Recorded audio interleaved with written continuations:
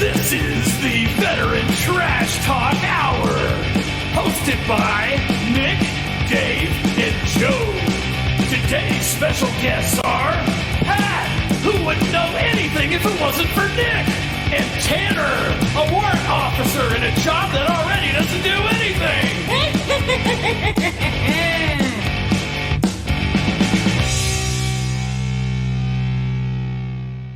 Cheers, Trash Talk community. Hey, welcome to episode 9. So, guys, first and foremost, I want to thank our entire community for the tremendous support you have provided us with, all right? The shirts are flying off the shelves. Check them out. Check out the merch on veterantrashtalk.com. Support our movement, okay? If you support our movement, we will support you. That's what we're here for, okay? Now, let's roll right into episode 9. So today, our special guests are Pat, Tanner, and Bill. So these guys are Army fisters, okay? And for you civilians that are watching, no, they're not porn stars, okay? They are basically fire support specialists, all right? They basically sit in a safe space and watch shit go boom, okay? Also, our friend Buddy Beckwith is probably going to be on the show. He's having some technical difficulties. Special Forces, go figure. And without further ado, I'm going to pass it over to Joe for his soapbox.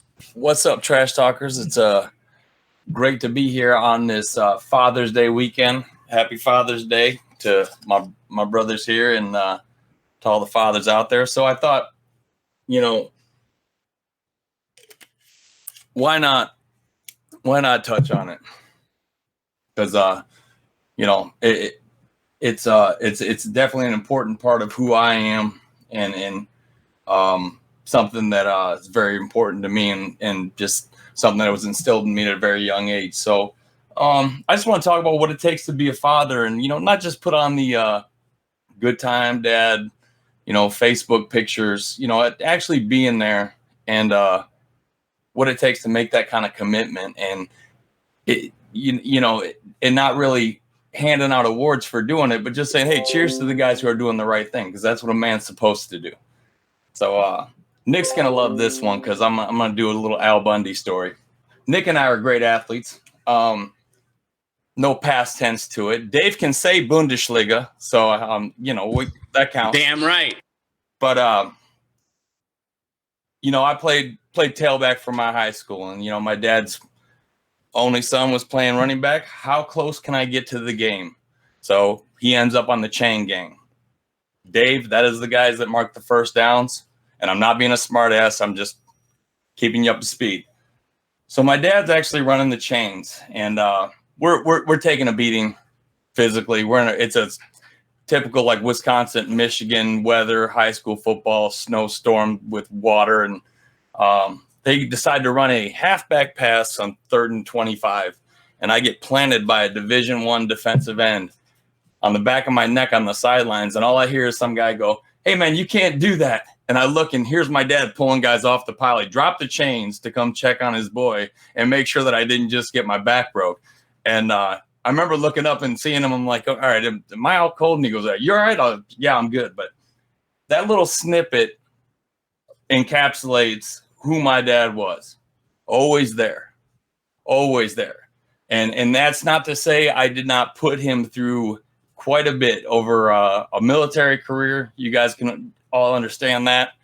And, the things that have come along with it. But no matter what, even if he was disappointed, would never leave his son hanging. He was always there. And I just want to give a thumbs up to the dads who are out there doing what a man is supposed to do. And giving a salute to my dad, Nick dad, Dave's dad, our guests, everybody, thank you for making us the men that we are. And to end on another dad topic, I was talking to our killer IT guy, Perry Houchins, and he said, why don't you address the dad bod thing? And I said, well, how would you like me to address it, Hutch?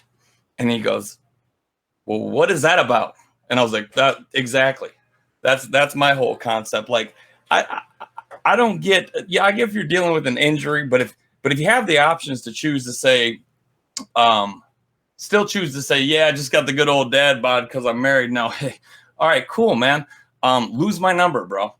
Because this paratrooper has been through just as much as the next guy has. And if you took the gym away from me, I don't really understand that by choice. I don't know if they call that like a Switzerland Bravo male pacifist kind of approach, but yeah, the dad bod thing to me doesn't make any sense. And if you have the capabilities to not have a dad bod, that's exactly what you should have. So that's just my 2 cents on that, and I'm gonna kick it back to you.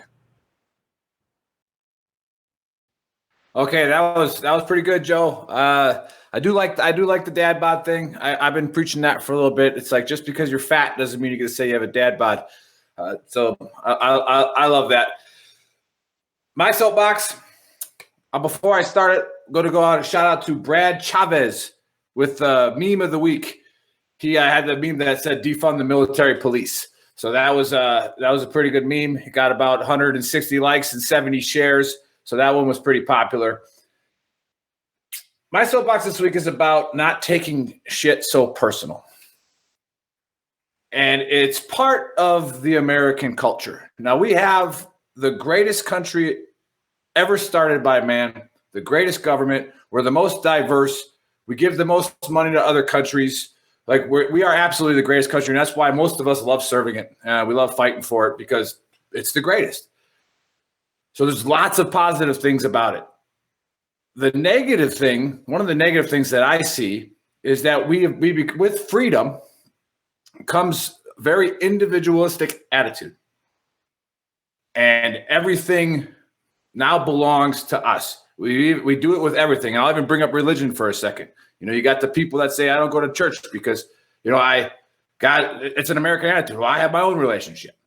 All right. That's kind of where that's going. And then we have our CFO, Matt, who I called your mom, Matt. So don't worry. She's okay with what I was going to say. I don't know if you know that I talked to her on the reg, but it's not that big of a deal. But anyways, our CFO, Matt, is a good guy, right? Smart guy. He's good with numbers. He can use a calculator. He can tell us if we're spending too much money. It's real awesome. I mean, I don't know how to count, but some of the fisters do. But even they struggle with that. That being said, I trash Chicago. I don't like Chicago. I say like every episode, Chicago sucks, right? Like 100 people get shot a day. How is that cool, right? That's no fun, right? You don't want to go there. You go to like one block without getting your head chopped off, right? It's terrible, right? So what happens? Matt is from Chicago. Matt makes a living there. It's his second home. He was raised in Detroit, and he had to get out of that socialist city. He went to another socialist one, right? He gets really offended. And I'm like, what's this guy's problem? Like Chicago, all of a sudden, Matt equals Chicago. How does that work? He absolutely just made it his own. And it's like, hey, Chicago. And it's the same people who talk about sports. Oh man, we suck this week. We when the Packers win a lot, but when they lose, I don't say, oh, we lost. I don't play for the damn Packers. But like right away, we just want to make it. We want to make it ours. We got to make it personal. So again, Matt, I'm sorry that trash talking about Chicago, and that individualistic, that you had to own that. Like that, he must be talking shit to me. Right? No, people, I wasn't talking shit to Matt. All right? Not at all. So get over it. All right? I don't like Chicago. I don't like paying tolls to go in your stupid city. All right? None of that. All right? Nobody does. But it's okay. You have a great career. You're a great family man. You do a lot for the show, but I got to razz you once or twice from there. Father's Day, that's another example. I did my ad and I did successful breeding. If you're not a successful breeder, then you wasted your time on this planet. There's a boy and there's a girl, and they're there for a reason, right?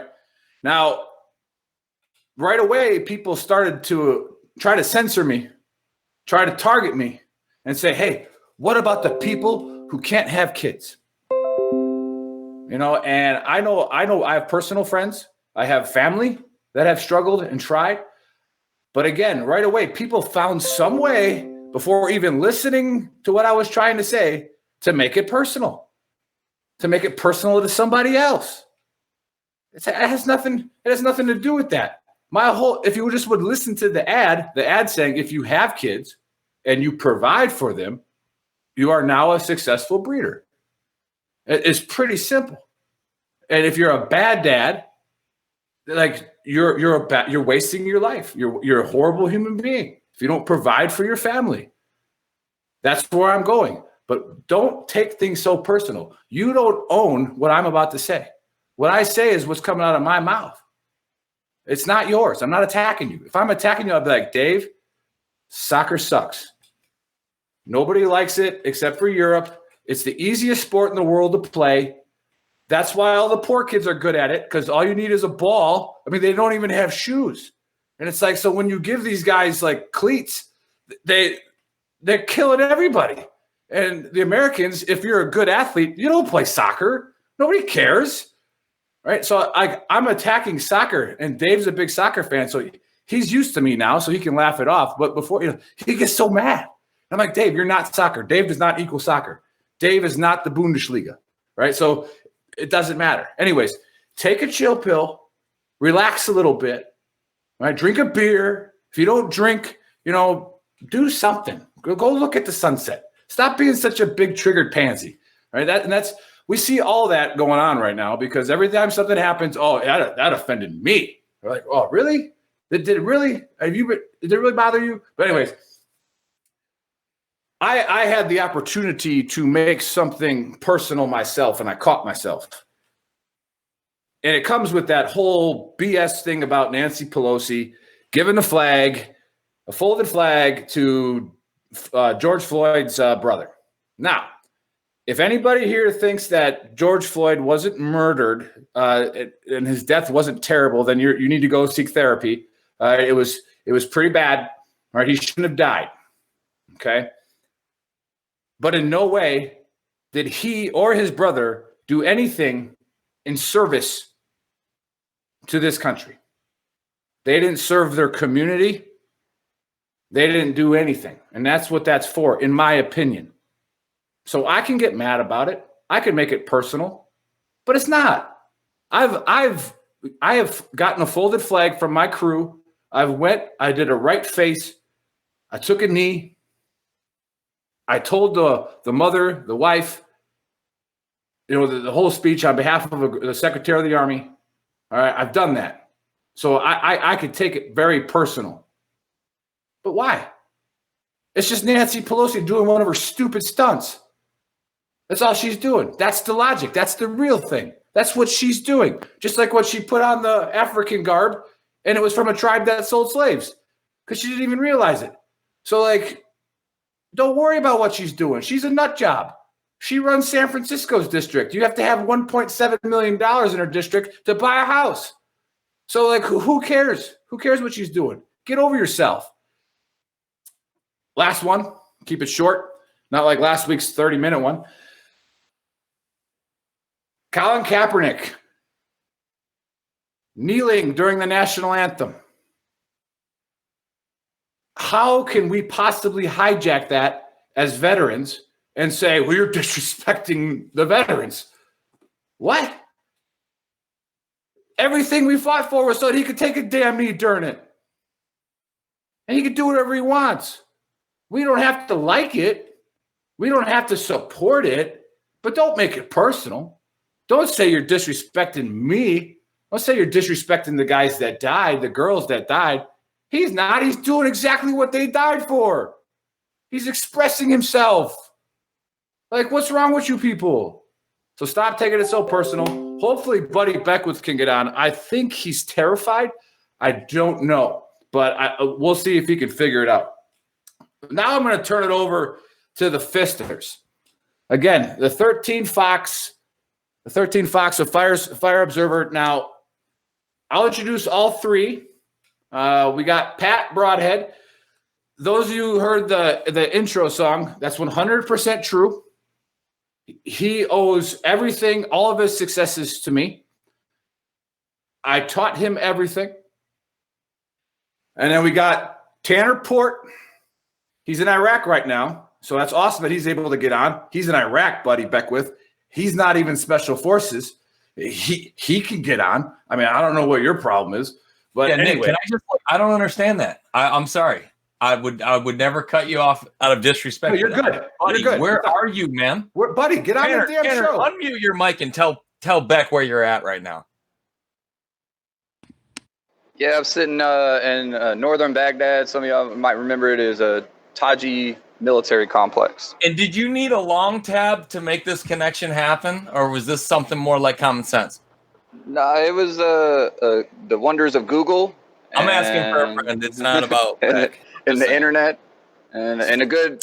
Luckily, Pat gave us I got a breakdown, almost damn near a PowerPoint slide of how to log on to this via one Nicholas Cottrell.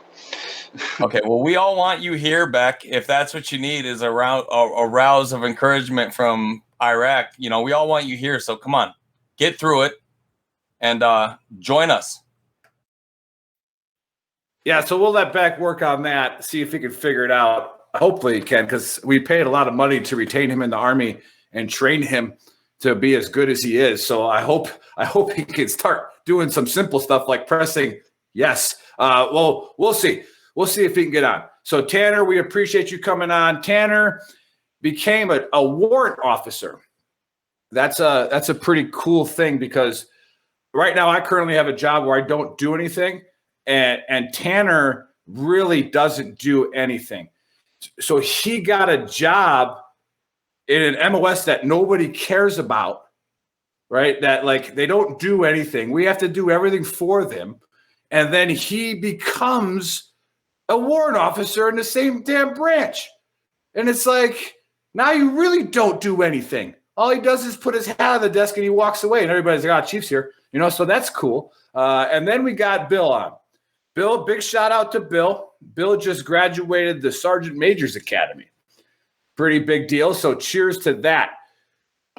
That being said, I'm kind of curious. I'm kind of curious to how smart he actually is, because I think they teach you how to write at a third grade level and be able to conversate in complete sentences, and then they make you a sergeant major. That's pretty much the gist of that course. And so he's been drinking and golfing for the last 10 months. It's great that he made the rank. I met him through one of my buddies playing golf, and we had some beers, and then it turns out he knows all these guys.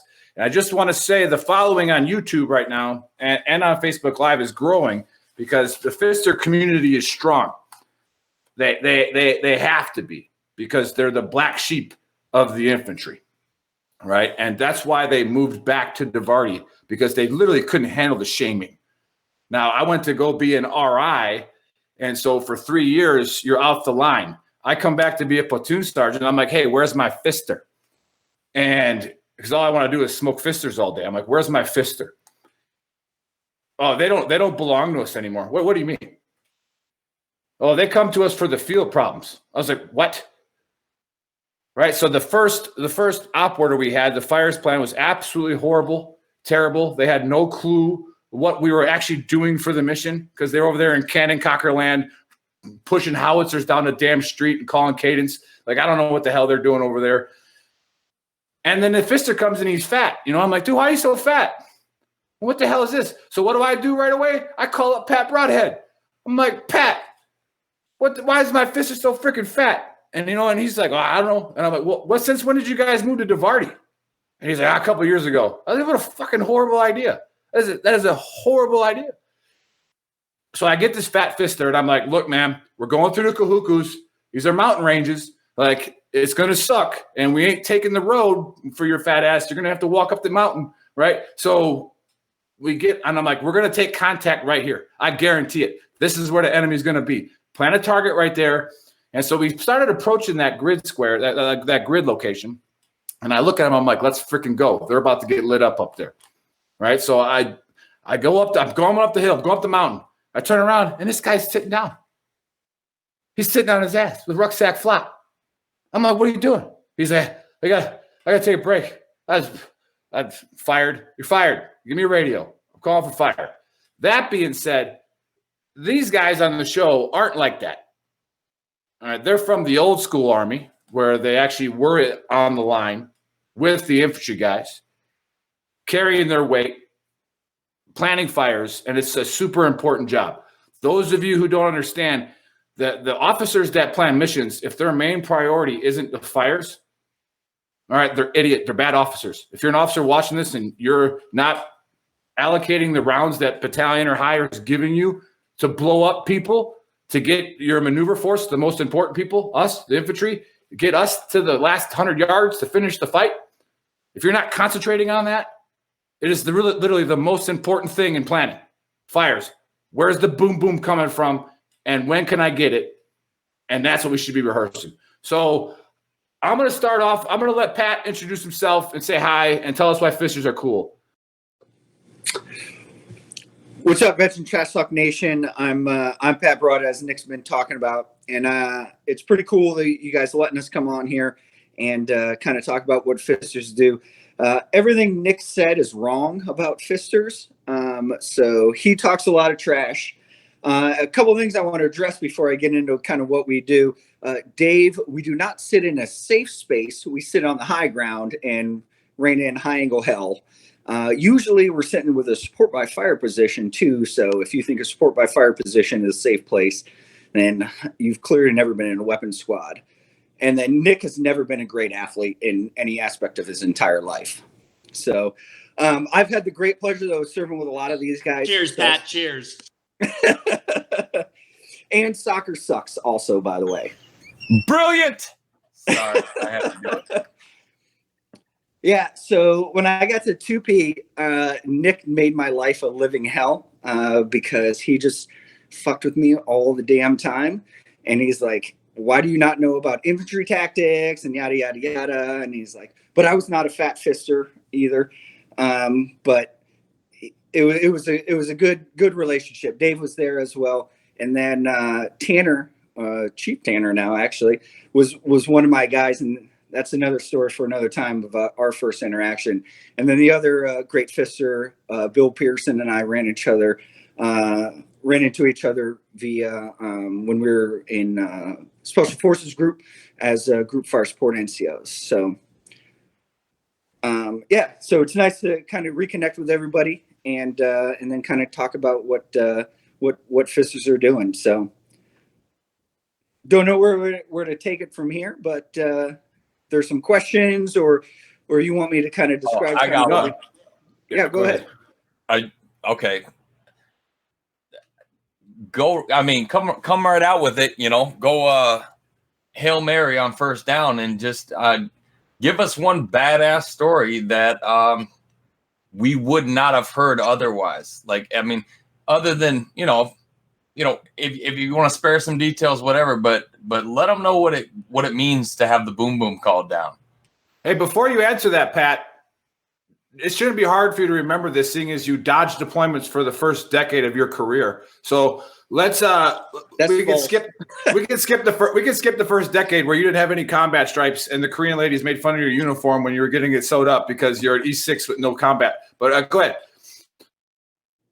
Well, I mean, that's kind of false. I mean, I was in Iraq in 05. I was with Corps Artillery and did shit ton of convoys, but we were so badass, nobody wanted to shoot at us. So cool badass story. Let me see here. So Yeah, I know this is gonna take a while, isn't it? I want stuff to explode. Go boom. And we can switch over to Tanner because he's over there blowing people up right now. So if Tanner wants to tell a story and let Pat think about it, go ahead, Tanner. Yeah, no, so, I'll recap real quick. But he picked me, Broadhead picked me. Everything I have to be thankful for in my career is for Pat Broadhead. Because he kind of, and I think most guys in the Army will acknowledge this, that first leader you get really does set you up. Or completely fucks you, and just your experience in the Army. And he only picked me because he thought I wasn't married, which I was the complete opposite. I was the private that showed up that was like, hey man, let me get this 4 days so I can go marry this chick with loose morals, and please. So I had to rain on his parade real quick with that. But he got me through all that drama. And then, only the time I learned about fire support, like Pat gave us this great basis, and we ended up in Afghanistan. And another guy, some of these guys know, is Vincent DiGregorio, currently out there in a third group JTAC manager. He was our FSNCO, and it was with Charlie Rock, Captain Gonzalez, and I think it was Zamora at that time. I don't think Devalle had been there.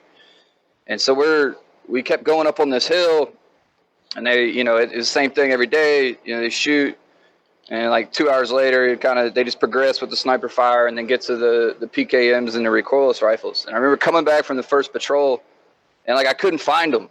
Like I was failing at my job. I was feeling really shitty. And all sorry for myself because we just sat there and get like rounds pelted off us, for the majority of the day. And I remember Diggs grabbed me and he like grabbed me by the body armor and he shook the shit out of me. He's like, "What the fuck is wrong with you?" I was like, "What do you mean?" I was like, "He's like, why didn't you do anything?" I couldn't find him. He's like, "I don't give a fuck." I give zero fucks. He was like, "Just throw rounds against a mountain. Don't you ever let that happen again." He's like, "Don't you ever let me hear you, in a tick. For like 30 minutes and you didn't do jack shit about it." And that was the light switch I needed. And then we just started sending it and I've been sending it ever since. And I'll ask questions later and we'll figure it out. And but I think it's important to be candid and honest that, sometimes it's people are slow learners and I was a little bit slow on that tick. But I gotta, what I want to hear, and Sergeant Major Graves, first of all, Nick, I ran into him out here, and he's promised to give me the down low on some of your RI shenanigans. You got a lot. He's got a lot. Yeah, he did want me to tell you hi, and that he's a big fan. And then also, I think now Sergeant Major Gray is floating around here somewhere watching. But with all due respect, Bill Pearson, Mr. like send it 7 himself, you got to give payment where it's due, and he's the man, right? This is so I'd be interested in to hear Bill's story about, saying he's in a tick before the bird even touches the ground or something like that. So I'd give credence to him. Yeah, but I'll give Bill a little intro here. I gotta attack Pat Broadhead, who hasn't muted his mic yet. So we'll attack him one more time. Remember the intro song where I taught Pat everything he knows, right? So the way he came back at me after I attacked him, I made him that way. He was a little puppy dog in our company, and just this little cute little guy, like he's nice, and we turned him into a funny, meat-eating, beer-drinking, whiskey-drinking mean man, So it's a pleasure seeing how much you've grown. We're working with Buddy Beckwith the same way as we did with you. So one day he'll be just like you and awesome. And then now Sergeant Major Graves, yeah, awesome dude. That guy's a hard motherfucker right there. Anybody want to see what an infantryman is? That's Graves. But hey, Sergeant Major Bill Pearson, I love having you on the show. When I talked to Tanner, I was like, "Oh, you know Bill?" And he's like, "Yeah." He's like, he's probably the top 5 fister like ever. So that's coming from Tanner. And I wouldn't take that lightly. I think that if he says that, I'm going to agree with him. So don't disappoint him, Bill. Let's hear what you got, man. Hey, jumping in real quick, I'll second that Bill Pearson is a top 5 fister. Thanks for the love, guys. First and foremost, as Nick talked about earlier, I did meet him on the golf course where he cannot golf. It's probably mostly due to all the White Claws he was slamming, but you know how those 11 series guys are. They were on sale. They were on sale, Bill. I mean, plus, as any fister knows, the biggest joke we love to do is telling the infantry guy to shake the tree so we can find ourselves on the map in Area J. And the amount of infantry guys I got to sit there and shake that tree so I could find myself on a map, and then have the PL come up and, "God damn it, Pearson, stop getting my guys to shake the tree." And Tanner, I was never in a tick before the bird hit the ground. I was pinned down and unable to maneuver and was doing squirter control. I would never call a tick before I was engaged. But yeah, to get into the boom booms, and a shout out to David Gray. He's another graduate that just graduated with us. He's an artillery guy watching the show, big supporter. So to bring the boom booms, yeah, if you have a 13 Fox that is also JTAC qualified, like Pat Broadhead and a lot of the greats, the Larry Meltons out there, if they're watching, not only can we bring the right hand of God down onto a firefight, whether it be artillery, the AC-130, A-10s. When I realized I picked the right job is when I did an A-10 gun run on dudes in the open and just exploded them and made 5 tally give up right then on the spot. So as much as our infantry guys love to talk shit, we can all agree that 1, Cap Scouts suck, and 2, a 13 Fox can take a firefight that could last an hour and make it last 15 minutes. That's 100% right with the boom boom ending it. And not only has the Army done a great job getting these guys able to talk to aircraft as well, that is a huge force multiplier for an infantry platoon. I saw Jessica's on there watching, Tanner. She says she loves your laugh. She doesn't know what we're talking about. We're talking about the boom boom, Jessica. We're talking about the big bombs. All right, with the stuff that explodes. Now, an infantry guy, when we're in a tick and we're pinned down or whatever, which Joe and Dave are used to, but my squad never got pinned down because we sent it.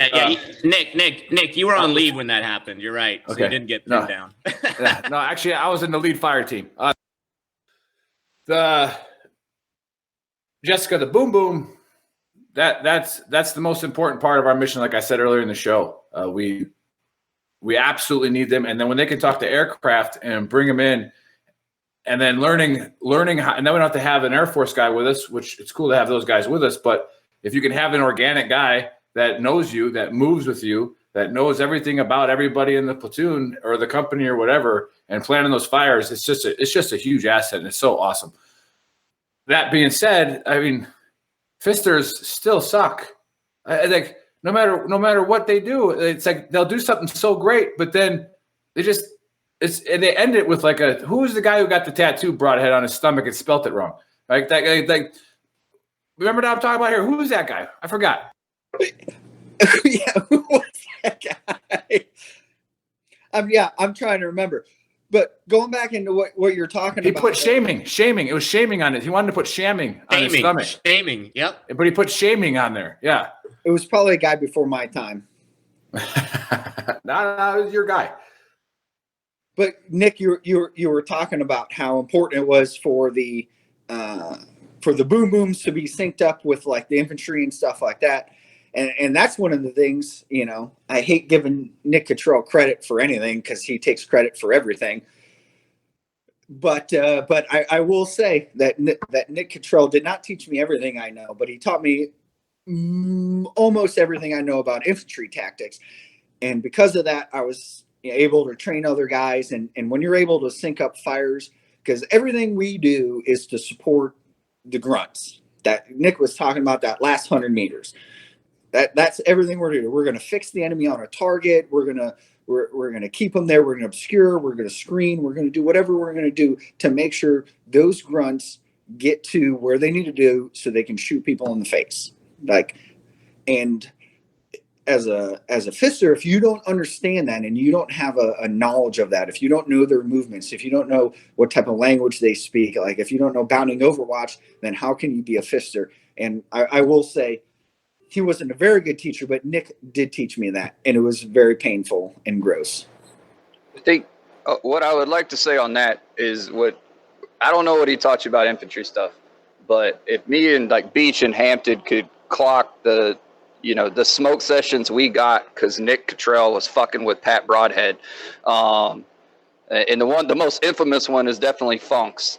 And if I got a second, I'll tell you. So this is I don't know if you just got Jump Master or your Ranger tab, but I remember you were on the hill and then we went directly into the field after they presented you with some bullshit award, and then we all went to the field, and we're sitting out there. It's OP-13. It's raining. We're in the fisters hanging out in the safe space and the talk, doing all the RTO shit while we still do the lanes. No, it was raining. It was raining, so you went inside. Sorry, go ahead. Yeah. Okay. Fair enough. And Nick is sitting there, and they're just sitting there talking shit. Well, Funk's this PFC Funk, who is a horrible soldier, but an incredible physical specimen. And that's another story for a different time. And liked cocaine, quite a bit of it.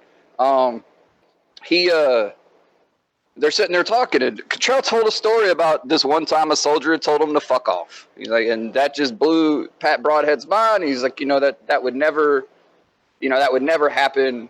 I've never seen anything like that. It's just shenanigans. And then Funk, to his credit, looked Staff Sergeant Patrick Broadhead in the face and told him to fuck off right in front of the talk, in front of everybody. And so you could have heard a pin drop, and then immediately, like, the smoking begins as you would believe it would. And he has them low crawl out. Like, there's like mud inside the talk floor. He has them low crawl in the mud. And I look at Funk and I was like, dude, what the fuck were you thinking? And Funk looks at me and he very sincerely, he goes, I wanted to be the first. And then so he proceeds to smoke them, I think, for like 2 hours in the rain. And then finally it stopped when somehow, this is how weird this one got. He ended up with the axe in his hand. Like Pat had him like driving stakes outside the tent with a fucking axe. And then Nick walked up to him finally and was like, maybe we should stop. He now has an axe and he probably has the upper hand. But that's a lot of good times between me, Beach, Hampton, and Funk and Wilson just getting smoked because 11 Bravos were bored. But I wouldn't change it for the world, and I agree that we should have never left to Davardi. But that's all I got to say about that. Hey, Bill, seeing as you're the top 5 fisters of all time, what do you got? I know you probably can't talk on an official level because you're a sergeant major now, but you can speak in complete sentences after that college you just went to college. So, what do you think about the Davardi move? What are the positives of it? Are there any? Here's the thing with the Davardi move. One, I was against it as well. I think Fister should stay with the maneuver because of that relationship you talked about. It's important for that FO to have that relationship with that platoon leader, that company commander, those squad leaders, platoon sergeant, how they move, how they act, so they can think 2 steps ahead of them, so they can plan for the maneuver. 100%. I think. As you know, General Abrams also has a huge hatred for the Davardi as well. I think the big reason why they want to move back to the Davardi is because they want to get away from the coin mindset of thinking and go back to that near peer threat type of style. But like I said, I still agree that the Fisters should be with the maneuver. And the biggest argument I've heard over the years is, I noticed since the Fisters were away from the artillery battalion, they lost some of their core competencies. They weren't training as much to have. Well, that's not a Davardi problem. That's you have a shitty FSNCO problem, and he should be fired on the spot. Okay. As I like to rub into Tanner all the time is, being 4th Brigade, Brigade FSNCO, the divisions back-to-back, division's best fist. Y'all never did it back-to-back. Let's just be fair there. Like, that didn't happen. And the only time y'all won is because we were in Afghanistan. I got a picture of Pat winning it, so I still have it on my phone. I won it back-to-back, 2010, 2011, I won it. Well, I had left to go to 7th Group. That's probably why we didn't win at that time. And plus 4th Brigade had closed down. So whatever brigade they went to, they probably won because of real Fisters went there. So as I said, the big argument was, hey, a lot of the 13 Foxes were losing some of their core competencies. They were losing some of their training value. Well, that wasn't an artillery problem. That was a shitty FSNCO problem. And that brigade FSNCO should have been crushing dudes. I mean, that's a big problem I see across the Army. We don't just fire people anymore. Hey, it sucks to suck. You suck, you're out. And I think the Army needs to go back to that. That's the biggest problem with Davardi. I'm sorry, I can't hold my tongue after such a perfectly put phrase. Absolutely on point. Absolutely. You suck at what you're doing. Do something else because you're going to get people killed.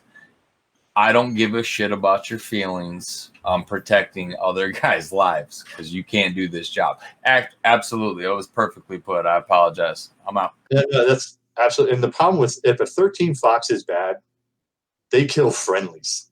That's the problem. So those dudes need to be on point, train nonstop, and be held to a higher standard. Because if they screw up, fratricide happens. So if you suck and your guys suck, you're gone. Get out of here. Go be, I don't know, the old school guys probably remember the RNU guy. Go fix doors in the barracks. Go make sure the lawnmower is working. You're not a fister anymore. Get out of here. That's what we need to get back. Not push back to a Davardi, keep him with the maneuver, and just start firing people. Hey, thanks, Bill. Good info. So Beckwith finally decided to show up. Our special forces guy who took you about 30, 40 minutes like Bravo Company to fight in Samara. But Hey, buddy. you know, I'm sure it's going to be a good one, you know, so we're excited to hear your honesty, Cap, because you didn't come on last week either. So Nick had a lot to say about that. You know, you might have been busy doing special things, but the floor is yours, Beckwith. Well, first of all, I would like to say that the technical difficulties were not on my end. I do believe that Nicholas somehow silenced me because he's afraid of what I might say, any stories I might tell about him. I would like to add on to the we don't fire people in the Army comment anymore. It seems like it's easier to move them into a different position. I would name like somebody like Harold Hollander for example.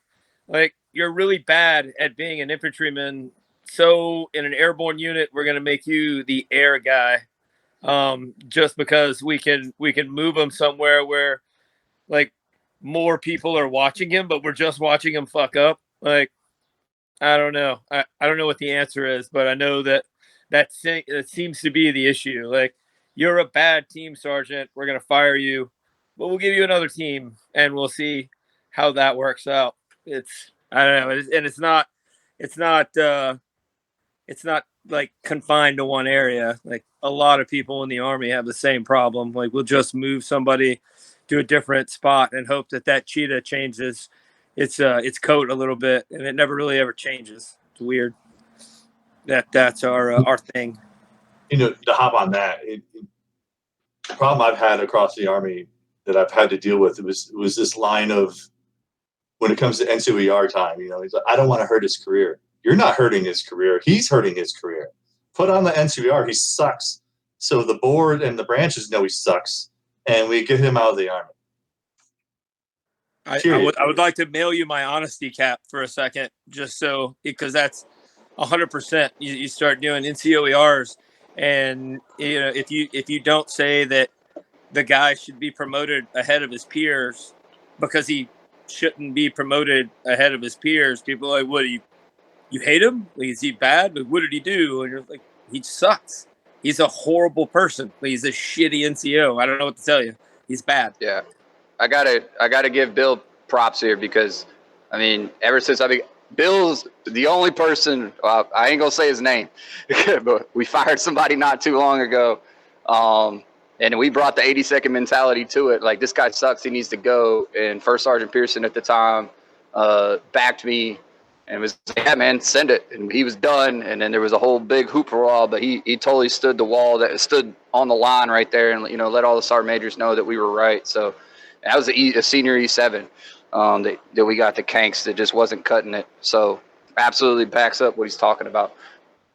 All right, hey, buddy, what do you got for your honesty cap? The crowd's waiting. The audience is waiting.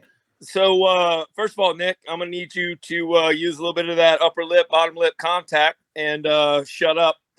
Secondly, that's the first part of the honesty cap. Nick, be quiet. Just stop.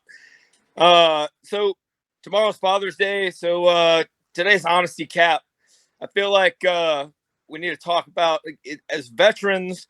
And as you know, predominantly on this chat group for right now anyway, we're men. And what I've seen like lately and in the last like 10 or 15 years, especially in the Army, is that, you know, for a long time, society has started or has said that men naturally being men and being masculine, doing the things that men do. I'm not talking about the negative things, but the positive roles that men have in society, you know, being the protector, showing the young people in our communities how to act and to carry themselves and be men, has been vilified like at every level of society.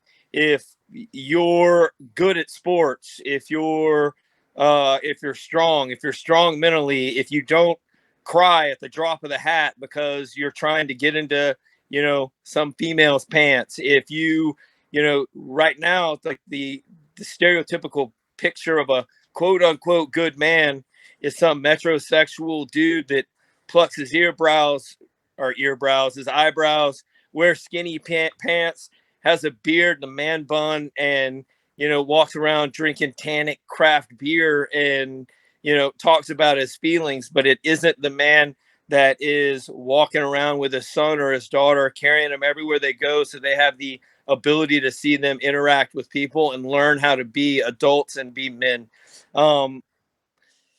Not to take away from the role, like the role of a strong female, but strong females are already put on a pedestal by men and by women. Strong men are ripped off the pedestal and looked at as like we look at them as some kind of pariah that's abusive or is angry all the time, and doesn't, they stand for something, and because they stand for something and refuse to just let society drag them around by their nose and go for whatever cause of the day that people want to go for, they're looked at as if there's some kind of unchanging, patriarchal douchebag, when in fact they just want people to do the right thing. So that's my honesty cap for the day, is that men, especially veteran men, you've seen what it looks like in other countries. You've seen what it looks like when people don't stand up, don't be leaders, aren't men who want to make a positive change in their community or in their family. We spend too much time going out and enjoying like the fun things in life, and we don't spend enough time with our families and showing other young men how to be men. And it's time to step up, grab our sacks, and be men. That's it. That's all I got. Hey, awesome. Thanks, buddy. Happy Father's Day. Cheers. That was awesome. Good honesty. Cheers to that. Cheers. That was a good one. Hey, for the UFC fight card tonight, we got to go quick because the catchweight fight already happened. And Jim Miller beat the piss out of somebody. So those of you who are gambleaholics, you better pay attention to Joe. He's 9-1 since he started doing this. He did lose 500 to me last weekend, but 9-1. So who do we got? I tell you what. I mean, we're already halfway into the main card. So the only ones I can really call right now are the final three, and I'm taking Raquel Pennington. Obviously, I'm going to take Josh Emmett in an upset in the co-main or the leading up. It's not a big upset, but when this kid hits, dynamite goes boom. So he's 15-2, and he's got dynamite in his hand. So we'll see what happens. He's giving up 5 inches, and then I'm taking Curtis Blades in the main event. So I had Lyman good in this fight, but it's already been started, so I can't really pretend to be Nostradamus on that one. But the final three, I'm confident, and I think Vegas got the co-main wrong. I think Josh Emmons going to win an upset via knockout. Hey Joe, so there you have it, guys. Yeah, go ahead, buddy. Hey Joe, what you said he was? What was he giving? How much was he giving up? Who, Josh Emmett? Yeah. Hey, don't worry, I'm on this joke too, buddy. So I'm just gonna say, so is Nick. Nick also is giving up about 5.5 inches. Yeah, I was going to put that on Pat. I wasn't going to put that on you, but me and you were on the same thought process. See, just like Pat learned from me, Buddy's learned from me, and I wasn't going to call Buddy out, but yeah, Buddy, that was the same joke. Alley-oop on like a 6-foot rim to give one to Nick, then so be it, because he probably earned it over the years. Hey, he definitely did. Hey, I don't mean to jump in on the fight card thing, but hey, have you guys heard of the and it might be something, especially for guys that are still active duty. Have you guys heard of the Army Cool program? COOL? Bro, you guys need to have your boys, and if you're still in, check out the Army Cool program. I just did it only took about a day to get on there. But you know how the Army pays tuition assistance, like $4,000 a year? Well, this cool program pays credentialing tuition assistance. So any kind of credential that you want to get, a lot of it is like MOS specific. So if you're a mechanic, like diesel mechanic certifications to go like the outside, once you get out and all that stuff, it depends on your MOS. Nice thing, if you're an 18 series, you can do any of the certifications. So I'm just saying you might want to go to selection. Because like I just signed up for my pilot's license certification, and the Army is going to pay $4,000 per fiscal year for me to go learn how to be a pilot. But you can be a certified welding inspector, a welder. There's literally 1,000 different things that you can do that the Army will pay for you to get a cert, so that when you get out of the Army, you have a viable piece of paper. Because a lot of dudes are like me. I don't want to go to college. I think and that's not my thing. I'm not but I would love to go learn how to weld. I would love to go learn how to do plumbing, HVAC, fly up. Like they've got diving, they've got flying airplanes, they've got skydiving, all those certs they'll pay for, and they'll give you $4,000 per fiscal year to do it. So just wanted to put that out. Hey, bud, how do they get to it? Say it one more time. How would they get to that? Literally Google U.S. Army cool Charlie Oscar Lima program. It'll come up. Everything goes through Go Army Ed, just like tuition assistance does, but it's just for certification. So you find a school, like for instance my flight school thing. There's a flight school in Clarksville. It costs $4,000 to start the course. I go there. I got the thing that said, hey, this is how much it costs. Give that to Go Army Ed at the Education Center, upload it onto the website, do all of the paperwork for Go Army Ed. They approve it. The $4,000 goes to the school. I show up and take flight lessons. And then once I'm done with that $4,000, the next fiscal year, I can use another $4,000 to do either another cert or finish, or I have to finish that cert and then do another cert after that. Hey, you can't do both tuition assistant. It's a combined. So if you're doing college, that college money is in that $4,000 too. So hey, jump in on that cool website thing that Beckwith is talking about. I've had a couple guys do that, but it was for agriculture, like learning how to farm and stuff like that. Dude, it's a legit program, man. Dude, hey, that's awesome. Yeah, they're literally. I'm not even kidding you. You can go through and look at the catalog they have. I'm telling you, there's at least 1,000 or 1,500 different certifications. Everything from, like I said, welding to flying to skydiving to like hospital, like maintenance of hospital equipment, all of that stuff. That, like, let's put our honesty caps on. Every dickhead that gets out of high school and goes to college is getting a degree. You got to have a master's to do anything from that right now. Like I talked to a guy about the certified welding instructor or inspector. It's a 3-week certification. Getting hired on $50 to $100 an hour to wear a polo shirt and some khakis and walk around and make sure that some welds penetrated. Just saying. Yeah, that's buddy. About penetration, it's me. It's not Nick. Bam. Yeah. Hey, buddy. I'm glad you brought that up, and I'm also glad that you brought up that you're not the college guy, because yes, we all can agree on that you don't read very good. So, that Alabama education. But I will take you in a firefight. I will take you in a firefight any day. But I'm gonna do something different here. I'm gonna actually give the Fisters the last word. They never get the last word with infantry because we're just better than them. So we're going to go in order because Tanner's got, important stuff. He's actually deployed, but he's a warrant officer, so he's not really doing anything. So we're going to go last word, Tanner, Pat, and then Sergeant Major Bill. So Tanner Port, what do you got? Yeah, I got to do the warrant officer recruiting thing. So for the young fisters out there, you see these two fine leaders here, Bill and Pat, and I can tell you right now, they're never going to kill anything again. They're going to sit behind their desks. They're going to fill out NCO. So if you want to find, fix, and deliver on the enemy past your brigade FSNCO time, 131 Alpha is the way to go.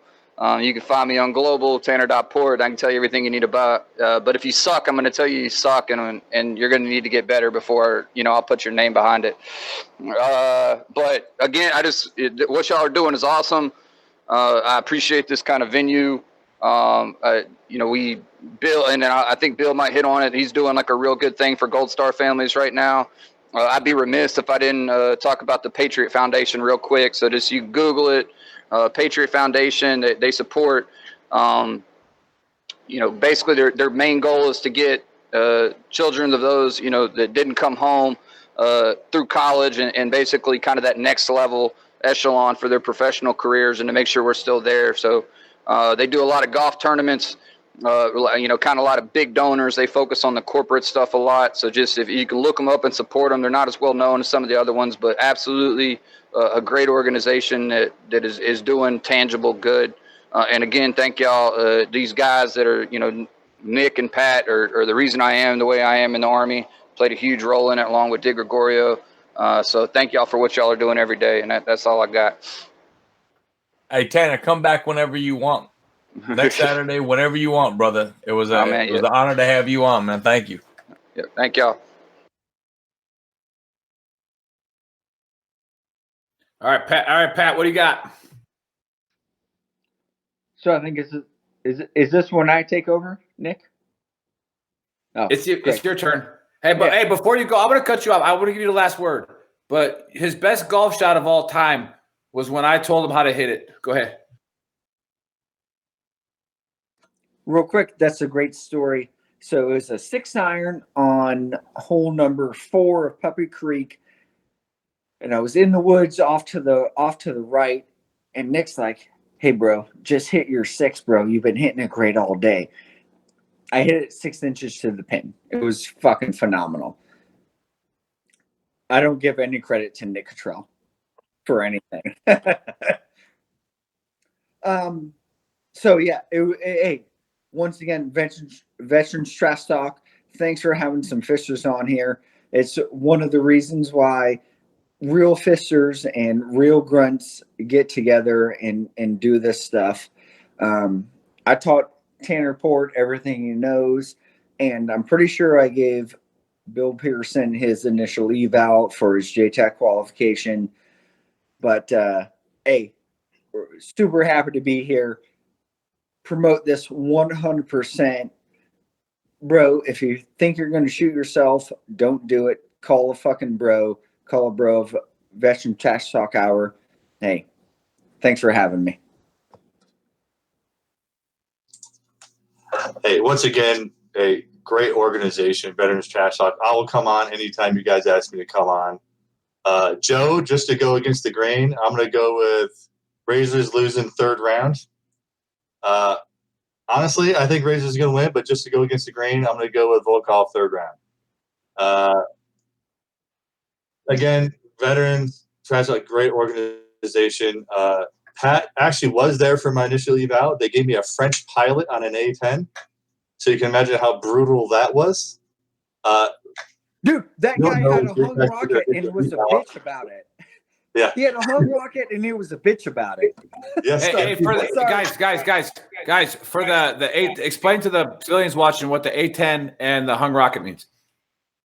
Okay, so for my initial eval was in that was Ocala, Florida, and A10 is the absolute greatest Air Force platform of all time, if you ask me. Lots of bombs, lots of rockets. It's literally wings built around a gun. That GAU 8 is the greatest thing ever invented. Hung rocket means he went to drop for me, and a weapon got stuck on the wing and couldn't drop. And because he's French, he just became a big punk about it. Another good thing about that trip is when all JTACs pass their initial eval, they have a big drunkathon. If you don't know Pat Broadhead, when Pat's drunk, he is a hugger, and he's I love everybody in this bar drunk. It was an absolute great time. Great That hit checks on the Pat looks like he gives good hugs.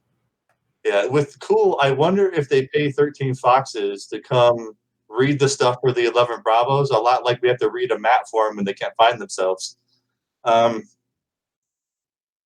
mean, it makes sense that they would pay us to help read stuff for you. Hey, and once again, it was a great time. You guys are doing great things. Tanner, thanks for the shout out. I'm going to do a shout out for myself real quick. If you guys go to Gold Star Century Team on Facebook, Instagram, me and two other guys, Corey Engdahl and Jerry Ledesma, are running a marathon, 50K, 50 miler, 100K, 100 miler, based on the 100 miler, 200K and a 200 miler for Gold Star Teen Adventures out of Fayetteville. They started out with a third group commander. Our third group officer lost his leg.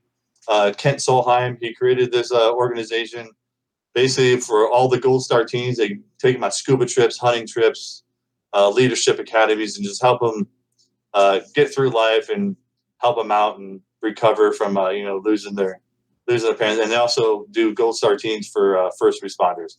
So follow us, donate. We got a flag we're raffling for. Final drawing will be July 4th. Please push it out. And we'll be doing GoPros and YouTube Lives as I try to suffer through a 100-mile race. But it'll be an absolutely great time. And Nick, anytime you want to go golfing and get slaughtered while you drink White Claws, I'll be more than happy to go out with you while we're down here. And hey, thanks for having us on. And anytime you want me back, please. Hey, Bill, can we get a gentleman's bet in on the air before we're done? Yeah, absolutely. Okay, so if Curtis Blaze 500 Volkov, if Curtis Blaze knocks out Volkov, can we count on a picture getting posted that said Nick and Joe were right while wearing our shirts? Because I know you already got some on the way. Can we agree to that? I will have no problem doing that. Okay, so it's gonna just say Nick and Joe were right, and in a sign wearing our shirt if Volkov gets knocked out. And so if he wins, you name your price. I'll do it. Yeah, what do you want, Bill? You get the last word. You're going to close this out. So tell us what we have to do if your bet wins. All right. If I win, you have to say I was right, and Nick has to go buy me a growler, a peanut butter porter from Las Cruces Pecan Brewery. I'll gamble with Nick's money. Yeah, absolutely. Absolutely. Sounds great. Hey, once again, you guys are doing great things. Please call anybody before you do a permanent solution to a temporary problem, because that's what they are. They're temporary problems. Don't make a permanent solution to that.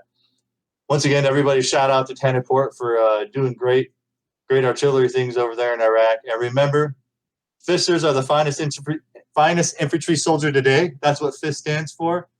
And remember, Nick is always wrong. Cleared hot. Cheers.